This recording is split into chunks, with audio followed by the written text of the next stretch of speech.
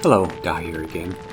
In the last video I incapacitated all of the violently insane villagers of the drag and was in the process of returning to tell Hans it's safe to leave the outhouse he's been trapped in.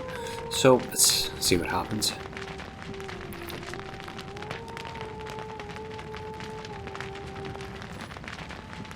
Okay, so you've just told him it's safe to come out.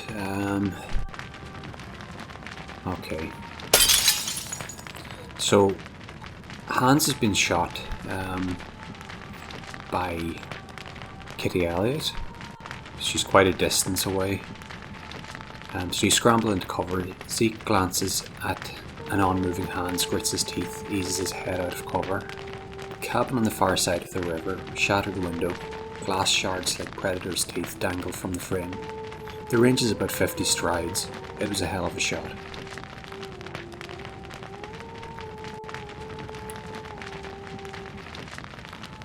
Okay, so basically you're in a situation where you're up against an enemy whose marksmanship and firepower are superior to your own, and they've got the advantage of being quite far away from you. So the only option here is to advance using cover and capitalise on the weapon that she's using, the fact that it has a low rate of fire. So I'm going to just stick to cover and advance.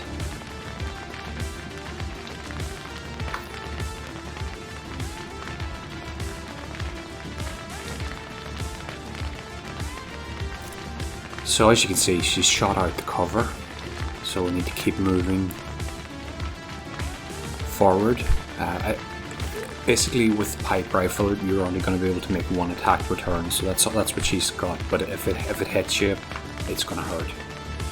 So I'll move Zeke forward as well, and I would expect, later on in the game to kind of have maybe a sequence like this a couple of times. This character is actually using a different rule set than the normal AI, but I'd also expect things like, you could use smoke to obscure yourself as well, and basically if you're in cover or in smoke you'd be safe, but other than that there's a very high probability you're going to take quite a lot of damage. So I'm just continuing to advance here, and then the turn. And once again, cover's been shot out. So back into fresh cover.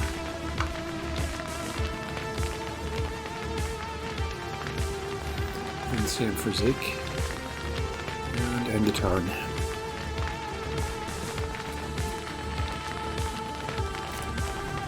Okay, so got a straight shot to the door now. Okay, breath ragged from the sprint, urgent throb of cardiovascular strain in your ears. You draw another unsteady breath and prepare to storm the cabin. So there's an automatic check here for dexterity. You open the door slowly until you hit unexpected resistance. Too much for a stiff hinge, too little for an object obstructing the door. Okay, so you're already leaning into the more substantial protection of the cabin wall when the shotgun goes off. So effectively she's rigged the shotgun here to take out whoever opens the door. And you have avoided most of that damage due to your high dexterity. Now I'm not going to advance into the cabin in this turn, but I am going to try and get Zeke out of her range of fire. Okay. So she couldn't hit from where she was, and she's just staying put. She's in kind of a secure position.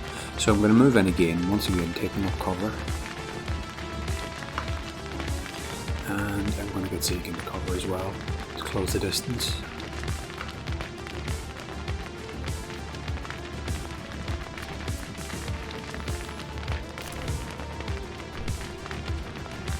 And just try and take her out now.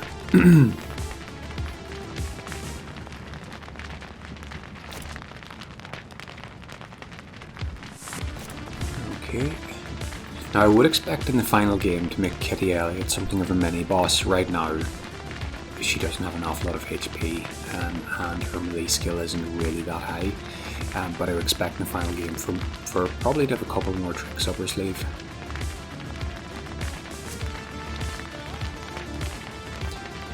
Okay, so we're taking care of. Zeke runs back to Hans, who hasn't moved, and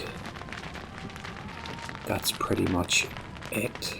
Zeke returns to Kara, and you wander the shore, trying to process the night's events.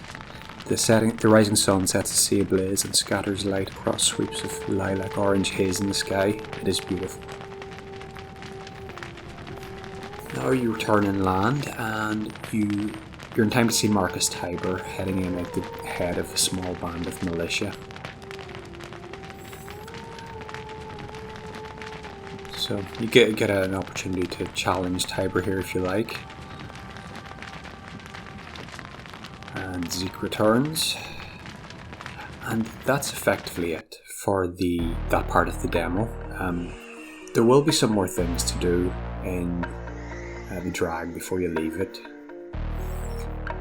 For example, you'll need to find out what caused the outbreak, and if possible, prevent it from happening again.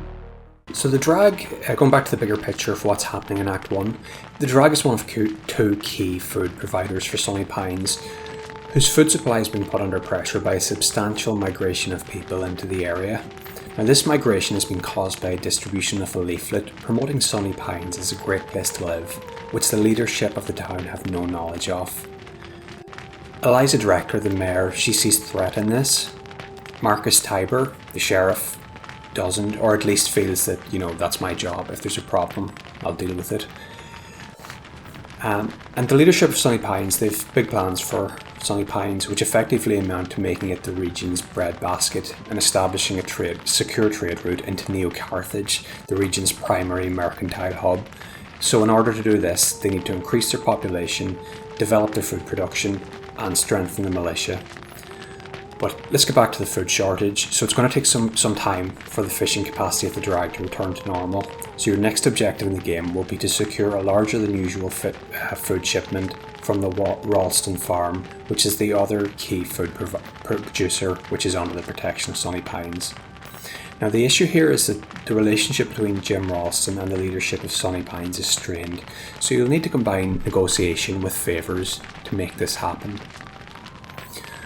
On the way to the Ralston farm, you'll encounter your first ally, Ferdia Beckett.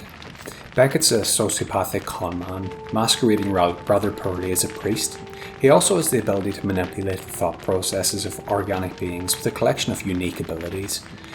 He's not exactly what you call good company, but sometimes, bad company is better than none. So I'll wrap it up here for today. Thank you for watching, and if there's any aspect of the game you'd like me to cover in more detail, please do let me know.